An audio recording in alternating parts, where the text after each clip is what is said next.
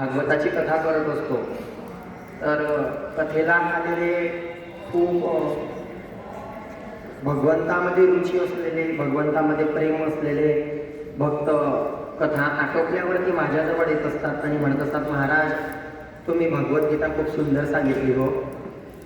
मी कथा करत होतो भागवताची आणि सांगायला आले माझ्याजवळ, महाराज तुम्ही खूप सुंदर भगवद्गीता सांगितली हो. त्या समयाला मला प्रश्न पडतो की मी जी कथा सांगितली त्यामध्ये ती चूक तर नाही झाली. मी सांगत होतो श्रीमद भागवत आणि मला सांगायला आले तुम्ही श्रीमद भगवद्गीता सुंदर सांगितली. तर त्या समयाला मला असं वाटू लागलं होतं की आपल्या समाजामध्ये पूर्ण विद्यार्थ्यांमध्ये म्हणा किंवा पालकांमध्ये म्हणा किंवा संपूर्ण या जळगाव विस्तारमध्ये भगवद्गीतेचं जे काही मूळ तत्व आहे, भगवद्गीता प्रत्येक घराघरापर्यंत प्रत्येक विद्यार्थ्यापर्यंत पोहोचली पाहिजे. कारण भागवत आम्ही पोहोचवून देतो. भगवद्गीता काय आहे? कारण भगवद्गीता त्यांना असं वाटतं की आम्ही जे सांगताय ती भगवद्गीता आहे, परंतु नव्हे.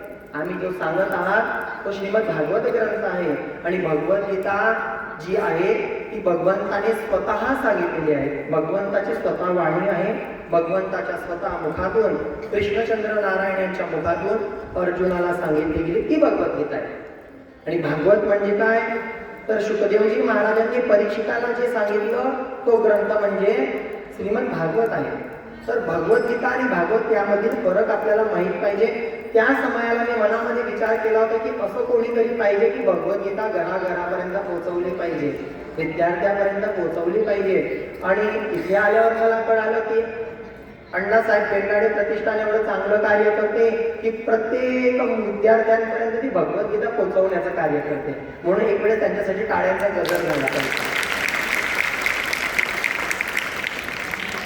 शालेय शिक्षणाद्वारे भगवद्गीता शिकवली जाते. कुठे? विदेशामध्ये. परंतु आपल्या देशामध्ये थोडं दुर्दैव म्हणावं, थोडासाच म्हणतो मी, जास्त नाही. कारण एवढा मोठा कार्यक्रम बघितल्यावर मला तर असं वाटणार नाही की दुर्दैवाची गोष्ट आहे. कारण की हे सुदैव आहे सर्वांचं की शालेय अभ्यासक्रमात नाही, परंतु शालेय अभ्यासक्रमाव्यतिरिक्त यांनी एवढ्या मोठ्या स्पर्धेचं आयोजन केलं की प्रत्येक विद्यार्थी हा भगवद्गीतेचं आता पठण करणार आहे. आणि पठण तर तुम्ही करत आहात. बाळांनो, तुम्हाला मी एक सांगतो, गीतेमध्ये एक वचन आहे, कर्मण्यम वाधिकारस्ते. म्हणजे आपण कर्म करत राहा, फळाची चिंता नाही करा. आता तुमचं कर्म काय आहे? जसं की माझं कर्म आहे कथा सांगणं, धर्माप्रती व्यक्तींना जागृत करणं. तुमचं कर्म काय आहे? बाळांना तुमचं कर्म आहे अभ्यास करणं. जर तुम्ही तुमच्या कर्मातून चुकले तर परमेश्वर तुम्हाला फळ द्यायला सुद्धा चुकेल. जर तुम्ही तुमच्या कर्मामध्ये एवढाशी चुकले नाही तर तोही फळ द्यायला चुकणार नाही. कर्मण्यम वाधिकारस्ते मा फलेषु कदाचन. भगवंत तुम्हाला फळ देणार आहे, परंतु त्यासाठी अगोदर कर्म करायचे.